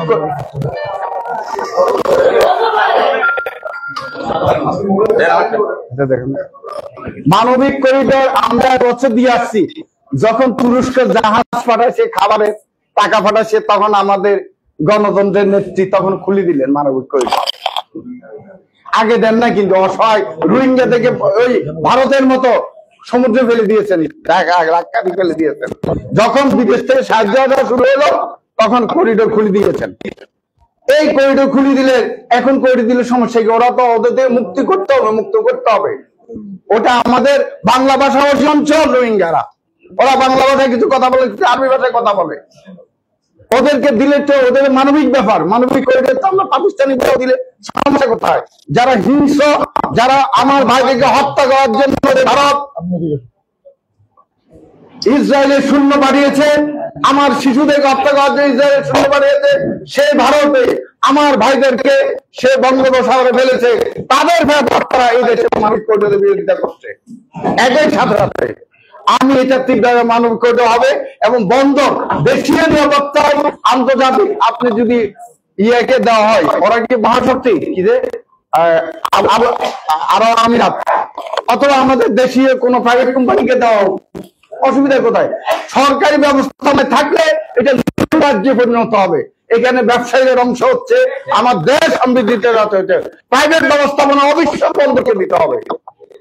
বন্দর কি নদীর পারে তখন আরো ব্যবসা কেন্দ্র করে নাই, প্রস্তুতিতে মানুষকে ধরে ধরে নিয়ে ওখান থেকে বিদেশে বাজার বিক্রি করে নাই। বন্দর থেকে পৃথিবীর সভ্যতার বিবর্তনের সব চেঞ্জ হয়। ইংরেজদের আগমনের প্রেক্ষাপট আর আমাদের বর্তমান ব্যবস্থাপনার প্রেক্ষাপট না, বর্তমান বন্দর ব্যবস্থাপনার প্রেক্ষাপট এক না। এই ডক্টর ইউনূসকে যারা বিতর্কিত করতে যাচ্ছে, তারা এটাকে পরিকল্পিতভাবে ওই পার থেকে পরিকল্পিতভাবে ইস্যু বানাচ্ছে। এটাকে রাজনৈতিক ভাবে এটা হিংস্রতার পর্যায়ে নিয়ে যাবো, ওনাকে ইহুদির এজেন্ট বানায় ফেলবো, এটা তো হতে পারে না। একই সাথে নারী ব্যবস্থা নিয়ে আমাদেরকে বিশ্বাবৃত্তি দিয়ে ঠেলে দেওয়ার জন্য আমাদের কিছু বাম সরকারের অংশ, বাম বুদ্ধিজীবীরা এগুলা করছে। আপনারা জানেন ইসলামে নারী অধিকার দিয়েছে, অধিকার অন্য ধর্ম দেয় নাই। ইসলামের বাপের থেকে সম্পদ পাবে, স্বামীর থেকে সম্পদ পাবে নারী, সন্তান থেকে সম্পদ পাবে নারী। এর চেয়ে বড় অধিকার আর কি আছে? বরং প্রথম দায়িত্ব নারী। সে আপনার স্তন কেটে, স্তন বড় রাখলে ট্যাক্স দিতে হবে, না হয় কেটে ফেলতো ভারতবর্ষে। সেই ইতিহাস আমরা জানি না, সেটার বিরুদ্ধে কেন কথা বলেন না নারী প্রগতিবাদীরা? একই সাথে কথা, সতীর কথা, সতীরা একসাথে নারীকে, স্বামী মারা গেলে স্ত্রীকে হত্যা করার যে প্রথা, সেটা নির্মম প্রথা ছিল। সেই প্রথার বিরুদ্ধে তো কেউ প্রতিবাদ করেননি। কিছু বাদশাহ আলমগীর আমল থেকে সেটা বন্ধের জন্য উদ্যোগ নেওয়া হয়েছিল, পরে রাজা রামমোহন রায় তিনি বাস্তবায়ন করছেন। এটা উদ্যোগ নিয়েছিলেন সতীরা প্রথা সর্বপ্রথম বাদশাহ জাহাঙ্গীর। আমাদেরকে আজকে নারীকে অধিকারের কথা বলে আজকে টিপ দিয়ে আমরা একটা নারী টিপের অধিকার ইতিহাস জানেন? খ্রিস্টপূর্বে 4000 বছর আগে নারীদেরকে বেবিলনের মন্দিরে প্রত্যেক নারীকে দেবতাকে অর্থাৎ ধর্মগুরুকে ভোগ দিতে হতো, দেহ দিতে হতো। দেহ দেওয়ার পরে একটা টিপ দেওয়া হতো গাব গাছের রস দিয়ে, সেটা হলো নারীর বিয়ের সনদ, যেটাকে আমরা গৌরবের টিপ মনে করি। সে বাধ্যতামূলক দেশত্ব প্রতিটা ভিত্তিকে যেখানে ধর্মের আবরণ রাখা হয়েছিল, রাষ্ট্রের আবরণ রাখা হয়েছিল, সেখান থেকে ইসলাম মুক্তি দিয়েছে। আর সেই ইসলামের বাণীকে যারা বুঝে না, অনুধাবন করে না, অর্ধেক রাজনীতি করে, অর্ধেক ধর্মকে ব্যবহার করে, প্রয়োজন হলে ধর্মকে ব্যবহার করে, প্রয়োজন হলে ধর্মকে ছেড়ে দেয়, তারাই ইসলামের বিরুদ্ধে, মুসলমানদের বিরুদ্ধে, ইসলাম কোরআনী আইনের বিরুদ্ধে না বুঝে এই বিভ্রান্তি ছড়াচ্ছে। সুতরাং আমাদেরকে বর্তমান ইসলাম প্রণালীত আজকে গোল টিভি বৈঠকে এই সেমিনারে নারী কমিশনের প্রস্তাব সংশোধন করতে হবে। স্কুল কলেজের ছাত্রীরা দেহ দিয়ে ইনকাম করবে, এইটা সম্ভব না। অসভ্যতার যুগ থেকে ইসলামকে সভ্যতার যুগ এনেছে, অমানবিকতার যুগ থেকে ইসলাম মানুষকে মানবিকতা শিক্ষা দিয়েছে, মানুষকে শান্তি দিয়েছে, অধিকার দিয়েছে, নিরাপত্তা দিয়েছে, দাসত্ব থেকে মুক্তি দিয়েছে। সেই ইসলামের আবার 90% মুসলমানদের দেশে আমরা কখনো এই অন্যায়ের পক্ষে যেতে পারি না, দেহ পতাকে সামাজিক স্বীকৃতির পক্ষে যেতে পারি না। সবাই ভালো থাকবেন। আসসালামু আলাইকুম। ধন্যবাদ কবির নিজামী ভাইকে। এ পর্যায়ে আলোচনা অংশগ্রহণ করবেন বিজ্ঞ আইনজীবী অ্যাডভোকেট জাহাঙ্গীর আলম। বিজ্ঞ আইনজীবী অ্যাডভোকেট জাহাঙ্গীর আলম।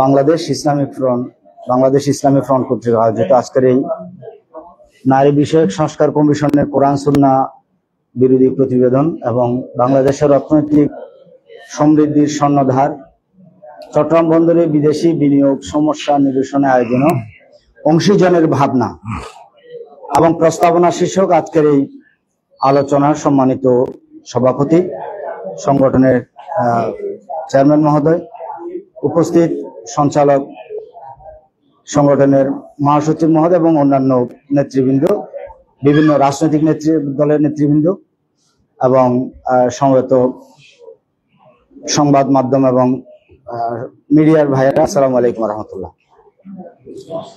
আসলে প্রথম যে বিষয়টি কোরআন সুন্নাহর বিরোধী যে প্রতিবেদনের কথা বলছে নারী সংস্কার কমিশন, এখন নারী সংস্কার কমিশনের যে প্রতিবেদন তারা দিয়েছে, এখানে একটা বিষয় বলে রাখা ভালো, শুরুতে বলে রাখি, এখানে আমরা যে বক্তব্যগুলো দিচ্ছি প্রত্যেকেই it is our own responsibility. এখানে আমাদের বক্তব্যের জন্য কিন্তু বাংলাদেশ ইসলামী ফ্রন্ট দায়ী হবে না, এটা গ্লোবাল বৈঠক।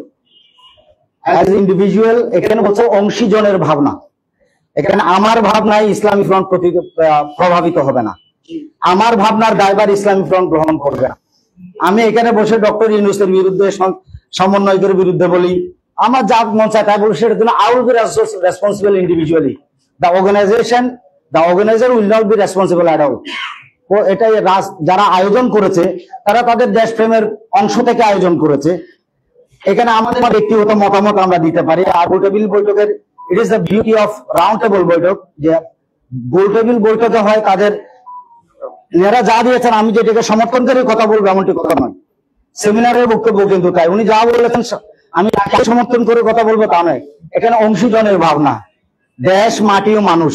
আমি এদেশের সন্তান, এদেশের একজন নাগরিক, আমি একজন আইনজীবী, একজন আইনের ছাত্র, পাশাপাশি আমি এদেশের নাগরিক। এই দেশের নাগরিক থেকে, আমার নাগরিক ভাবনা থেকে আমি কিভাবে দেখছি সেটি আমি আমার এখানে মন্তব্য আমি দিব। আর দুটি বিষয়ে কিন্তু, আর যে দুটি বিষয়কে এখানে প্রতিপাদ্য করা হয়েছে, সেই প্রতিপাদ্য দুটি বিষয় কিন্তু এখন মানে একটা কিসে বললে গবেষণার পর্যায়ে, প্রস্তাবনা পর্যায়ে।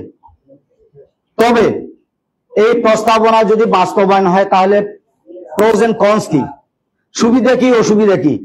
নাম্বার 1 বলবো, নারী কমিশনের যে ওভারঅল যে কমিশনের যে প্রতিবেদন, এই প্রতিবেদনের অনেক ভালো দিক হয়তো থাকতে পারে।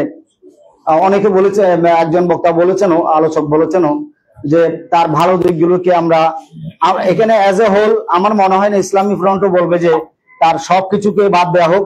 এখানে তারা স্পেসিফাই করেছে যে যা কিছু যেটা ইসলামের সাথে সাংঘর্ষিক, কোরআন এবং সুন্নাহর সাথে যেটা সাংঘর্ষিক, সেটাকে বাদ দেওয়ার কথা এনারা বলেছেন।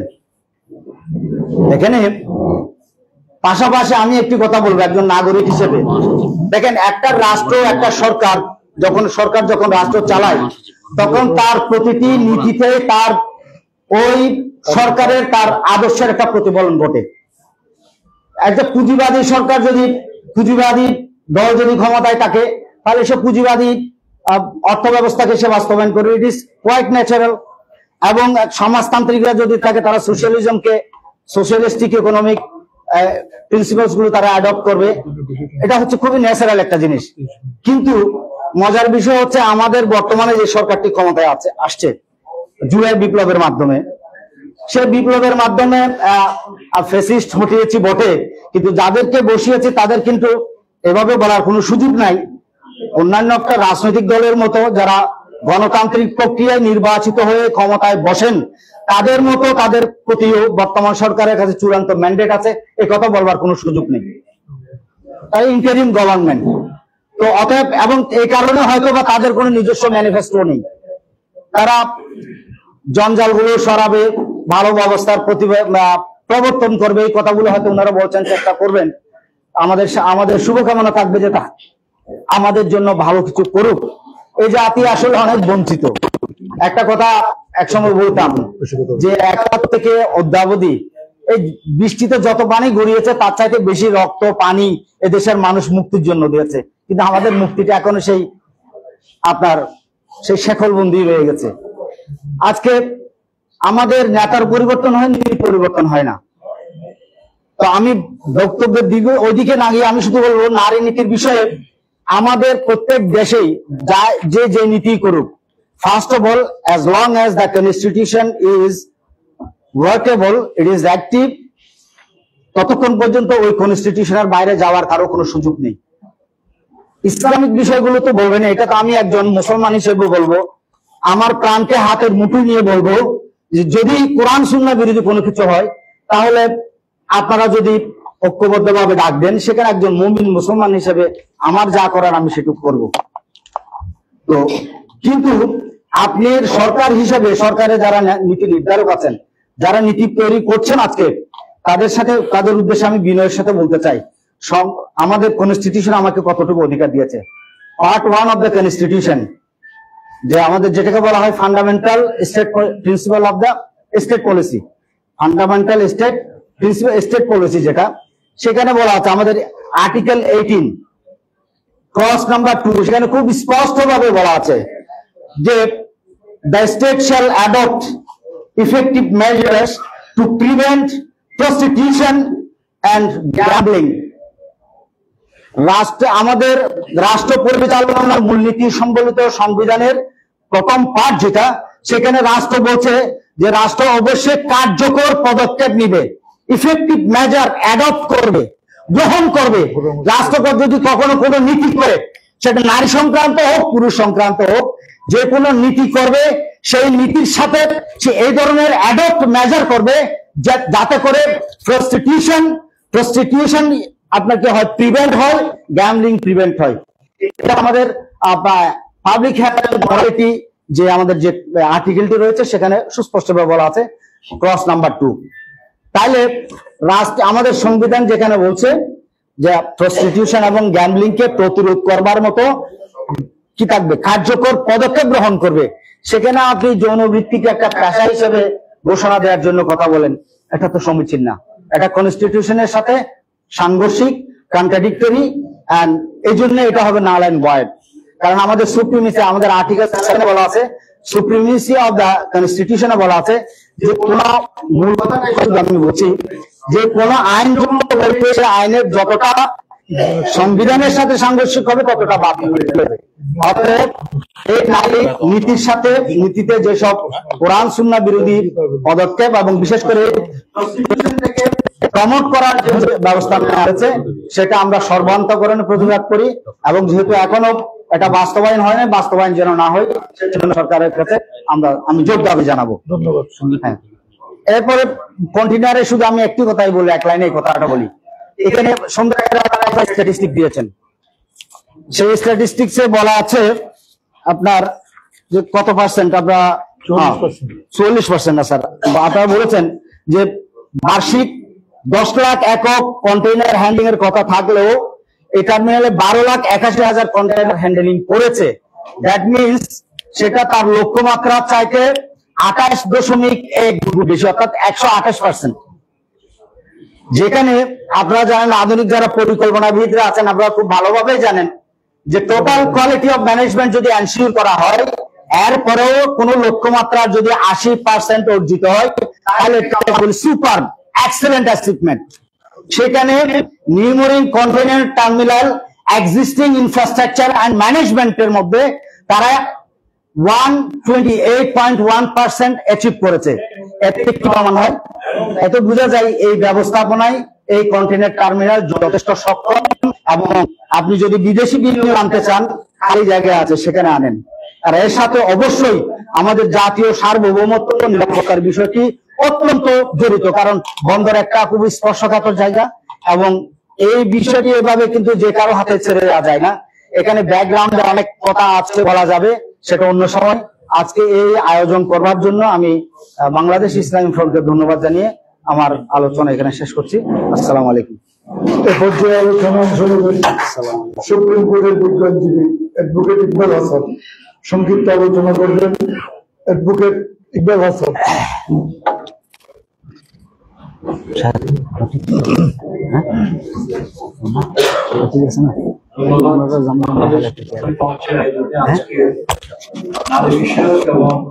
আমাদের বাংলাদেশের অর্থনৈতিক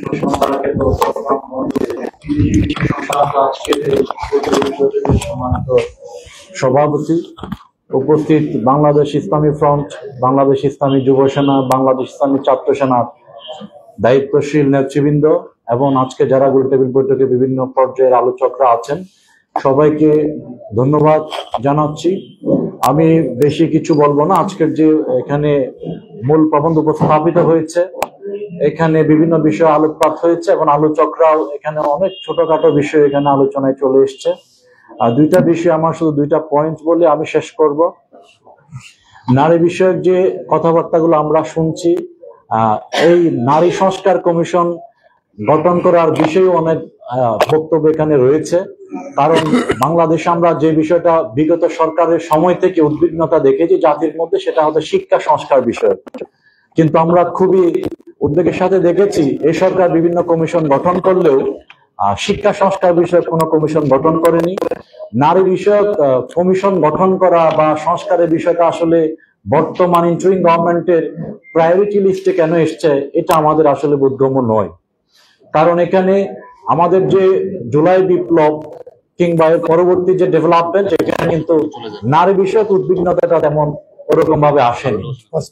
তো এই নারী সংস্কার কমিশনটা কি দেশি নাকি বিদেশি কোন প্রেসক্রিপশনে এটা সংস্কার কমিশন গঠন করা হয়েছে, এটাও চিন্তার উদ্বেগ রাখে বলে আমি মনে করছি। আর নারী কমিশন বা নারী সংস্কার কমিশন এর যে রিপোর্ট, সে প্রতিবেদন নিয়ে আসলে দীর্ঘ বছর যাবত আমরা বিভিন্ন সময় দেখেছি, বিশেষ করে বাংলাদেশের চিহ্নিত কিছু এনজিও এবং একেবারে মুষ্টিমেয় কিছু নারী নেত্রী বলি বা নারী অধিকার বলি কিন্তু কিছু প্রেসক্রিপশন আমরা বিভিন্ন সময় দেখেছি। তো আমরা মনে করছি এটা নিয়ে বিভিন্ন সময় আলোচনা হয়েছে, প্রতিবাদ হয়েছে, এগুলো দেশের মানুষ গ্রহণ করেনি। তো আবারও এই বিষয়গুলো নিয়ে এসে আসলে জাতির মধ্যে একটা বিভ্রান্তির সৃষ্টি করা, এবং রিপোর্টের মধ্যে যে কিছু বিষয় এসছে এগুলো বরাবরই কিন্তু সবসময় বিতর্কিত ছিল, এবং দেশের আপামর নারী সমাজ এটা গ্রহণ করছে কিনা সেটাও যাচাই বাছাইয়ের বিষয় ছিল। কিন্তু আমরা মনে করি নারী সংস্কার কমিশন এটা যদি জাতীয় কমিশন হয়ে থাকে সরকারের পক্ষ থেকে, দেশের সর্বস্তরের নারীদের প্রতিনিধিত্ব, স্টেক হোল্ডার যারা অংশীদার রয়েছে তাদের প্রতিনিধিত্ব, এবং সাধারণ নারী সমাজ কি চায় সেটা যথার্থ পর্যালোচনার মাধ্যমে একটা প্রতিবেদন প্রদান করা প্রয়োজন ছিল। তো সেই জন্য আমরা এই প্রতিবেদন বাতিলের প্রশ্নের আগে এই প্রতিবেদন জমা দেওয়ার যে যৌক্তিকতা এবং এই প্রতিবেদনের গ্রহণযোগ্যতা বরাবরের প্রশ্নের ভিতরে রয়ে গিয়েছে। এবং বাংলাদেশ সহ অনেকগুলো রাষ্ট্রের মধ্যে, সংবিধানের মধ্যে এবং আমাদের রাষ্ট্র পরিচালনার ক্ষেত্রে কিন্তু ধর্মীয় আচার, ধর্মীয় নীতিগুলোকে কিন্তু সবসময় সংরক্ষণ করা হয়। আমাদের সংবিধানেও সে সংরক্ষণ রয়েছে, আমাদের যে বিদ্যমান আইনি কাঠামোতে সে সংরক্ষণ রয়েছে। তো বরাবরই এই সংস্কার কমিশন যতই রিপোর্ট দিক না কেন, কিন্তু বরাবরই আমাদের আইন বিরোধী। কারণ বাংলাদেশের আইন, এটা ইসলাম হোক, হিন্দু হোক, বৌদ্ধ হোক, কোন সরাসরি ধর্মীয় আইনকে আঘাত করে কোন প্রকার নীতি রাষ্ট্র গ্রহণ করতে পারে না। এটা কিন্তু আমাদের জুরিসডিকশনের মধ্যে স্বতঃসিদ্ধ কিছু মৌলিক বিষয়। তো এই জন্য আমরা মনে করছি এটা কোন ইসলামী দল বা ইসলামী গোষ্ঠীর বিষয় নয়। আমরা মনে করি দেশের যারা শালীন এবং দেশীয় সংস্কৃতি সভ্য একটা বাংলাদেশে বিশ্বাস করে, আপামর জনগোষ্ঠী কিন্তু এখানে যে অশালীন যে কিছু এটা আমাদের শুধু আমাদের আমাদের সামাজিক কৃষ্টি কালচার রয়েছে, এটার বিরোধী বিদায় কিন্তু আমরা ইতিমধ্যে বিভিন্ন দ্বারা সভ্য নারী প্রতিনিধি রয়েছে, এরা কিন্তু এটা প্রতিবাদ করেছে। আজকের এই গোল টেবিল বৈঠকে এই চমৎকার বিষয়টা উঠে এসছে। সেজন্য আমরা মনে করি অসঙ্গতিপূর্ণ যে বিতর্কিত বিষয়গুলো অতীত প্রত্যাখ্যাত হয়েছে, এখনো আমরা মনে করছি এটা জাতি এবং এই দেশের শুধুমাত্র ইসলামী সমাজ, ইসলামী বিভিন্ন দল কিংবা ইসলামপন্থী উলামায়ে কেরামের বিষয় নেই, দেশের সচেতন নারী সমাজ এটাকে প্রত্যাখ্যান করছে বলে আমরা বিশ্বাস করি। আর যে সেকেন্ড ইস্যুটা রয়েছে এখানে আমাদের বন্দরের যে বিষয়টা রয়েছে, এটা নিয়ে আলোচনা অনেক হয়েছে, এটা নিয়ে আমি আলোচনা করব না। আমি আইন স্টুডেন্ট হিসেবে আমরা মনে করি বন্দরটার সাথে একটা ফরেন এলিমেন্ট যুক্ত রয়েছে। আমরা যেহেতু বলছি এটা স্বর্ণদ্বার, তো আমরা দ্বার উন্মুক্ত করেছি মানে হচ্ছে এখানে বিভিন্ন রাষ্ট্র এখানে এন্ট্রি নেবে, অ্যাক্সেস সভা রয়েছে। তো এই গ্লোবালাইজেশনের যুগে আমরা দরজা উন্মুক্ত যেমন করতে বন্ধ রাখতে পারি না, আমাদের ইম্পোর্ট এক্সপোর্ট এবং বৈশ্বিক সম্পর্ক এবং বৈশ্বিক ব্যবসা বাণিজ্য এটা উন্মুক্ত। এখন আমাদের ওপেন ট্রেড ইকোনমি রয়েছে, তো আমরা বিশ্ব থেকে যেমন বিচ্ছিন্ন হতে পারি না। অ্যাট দ্য সেম টাইম বন্দরের সাথে প্রতিটা রাষ্ট্রে যেহেতু বিদেশি এলিমেন্ট রয়েছে, বিদেশের সাথে যোগাযোগ সংযোগের বিষয় রয়েছে, এটার সাথে একটা দেশের স্বাধীনতা সার্বভৌমত্বের বিষয় যখন চলে আসে, নিরাপত্তার বিষয় যখন চলে আসে, কারণ বিদেশি হস্তক্ষেপের বিষয়গুলো যখন চলে আসে, দেশের মানুষ উদ্বিগ্ন। তো এখানে বিভিন্ন আলোচনা হতে পারে। আমি যে বিষয়টা বলতে চাচ্ছি, ইন্টারিম গভর্নমেন্ট চলছে, এখন এখানে কোনো পার্লামেন্ট নেই।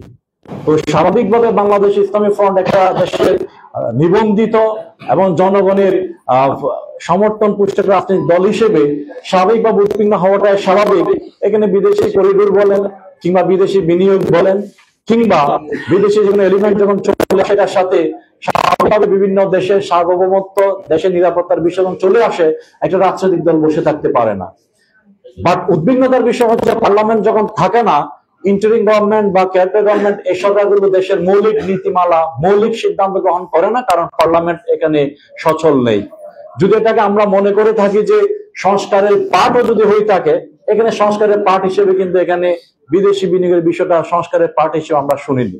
এরপরেও যদি ডক্টর ইউনূস সরকারকে আমরা সবাই খুবই বিশ্বাস করি, ব্যক্তি ইউনূসের কারণে কিন্তু বাংলাদেশের জনগণ এই সরকারের প্রতি অনেক বেশি সমর্থন জ্ঞাপন করেছে। এর মানে এই নয় যে উনি বাংলাদেশের রাজনৈতিক দলগুলোকে, বৃহত্তর জনগোষ্ঠীকে অবগত না করে কোনো সিদ্ধান্ত গ্রহণ করবেন।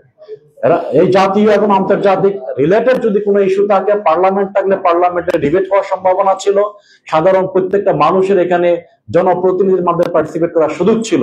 যেহেতু পার্লামেন্ট নেই, এই জাতীয় রাষ্ট্রের মৌলিক নিরাপত্তা, জাতীয় যে কোনো ইস্যুতে সিদ্ধান্ত গ্রহণের পূর্বে অবশ্যই ওনার দরকার ছিল, সরকারের দরকার ছিল দেশের অন্তত নিবন্ধিত রাজনৈতিক দলগুলোর সাথে আলোচনার মাধ্যমে বিষয়টা ক্লিয়ার করা জাতির কাছে যে আপনি কি করতে চাচ্ছেন এবং কি সিদ্ধান্ত গ্রহণ করতে চাচ্ছেন। কিন্তু বিশ্বের সাথে আমরা দেখেছি এই বিষয়গুলো নিয়ে এত আলোচনা হচ্ছে, এত বিতর্ক হচ্ছে, কিন্তু এটা নিয়ে এখনো পর্যন্ত কোনো জাতীয় ডায়লগ হয়নি, রাজনৈতিক দলগুলোর সাথে কোনো আলোচনা হয়নি। আমরা আরো বিশ্বের সাথে দেখলাম সরকার প্রধান চট্টগ্রামে গিয়ে বিচ্ছিন্ন কিছু মন্তব্য করে চলে এসছেন। তো এখানে সিদ্ধান্তের চেয়েও সিদ্ধান্ত গ্রহণ প্রক্রিয়া নিয়ে অবশ্যই আমাদের বাংলাদেশ ইসলামী ফ্রন্ট কিংবা আমরা সচেতন রাজনৈতিক কর্মী হিসেবে আমাদের অবশ্যই উদ্বিগ্নতার বিষয় রয়েছে। জাতিকে জানানো উচিত, এই জাতীয় সিদ্ধান্ত গ্রহণ করলে অবশ্যই সরকারকে জাতীয় ঐক্যমত্যের ভিত্তিতে, জাতীয় ডায়লগের ভিত্তিতে এই জাতীয় সিদ্ধান্ত গ্রহণ করা উচিত, যেহেতু এগুলো দেশের জাতীয় ইস্যু নয়, শুধু এখানে জাতীয় নিরাপত্তা সার্বভৌমত্বের বিষয়গুলো এখানে বিতর্কে আসছে। তো এই জন্য আমি শেষ করছি, আমরা আবারও বলতে চাই, আমরা প্রত্যাশা করেছিলাম একটা নতুন বাংলাদেশের কথা এখানে আমরা শুনেছিলাম, এবং মুক্তিযুদ্ধের পরে যেমন একটা চেষ্টা করা হয়েছিল জাতীয় ঐক্যমত্যের ভিত্তিতে দেশ গড়ার জন্য, আমরাও একটা ফ্যাসিস্ট গভর্নমেন্ট পতনের পর আমরা প্রত্যাশা করেছিলাম দেশের সকল দল মতের মাধ্যমে একটা ঐক্যমত্যের ভিত্তিতে বাংলাদেশকে নতুন ভাবে বিনির্মাণের স্বপ্ন সবাই দেখেছিল, কিন্তু বিচ্ছিন্নভাবে এখানে জাতীয় ডায়ালগের নাম দিয়ে এক দুইটা রাজনৈতিক দলের সাথে আলোচনা করে সরকার, আমার মনে হয় ঐক্যমত্যের এই সরকার থাকতে পারছে কিনা, কিংবা প্রত্যেক দল ঐক্যবদ্ধভাবে সরকার যেতে পারছে কিনা, এই বিষয়গুলো এখন জাতির কাছে কনফিউশন ক্রিয়েট করছে। আমরা ইতিমধ্যে দেখেছি এখানে কয়েকটা সমাবেশের মধ্যে আমাদের পরিলক্ষিত করেছি আমরা দেশের বিভিন্ন মৌলিক এবং আন্তর্জাতিক ইস্যু নিয়ে এদেশের মানুষ বিভিন্ন সমাবেশ আয়োজন করেছে, প্যালেস্টাইন ইস্যু নিয়ে সমাবেশ আয়োজন করেছে। এখানে বিশেষ গোষ্ঠীকে সুবিধা প্রদান করা, বিশাল একটা জনগোষ্ঠীকে এখানে অবহেলা এবং বঞ্চনার শিকার এখানে হতে হয়েছে। তো এই সার্বিক বিষয়ে আমরা মনে করছি আসলে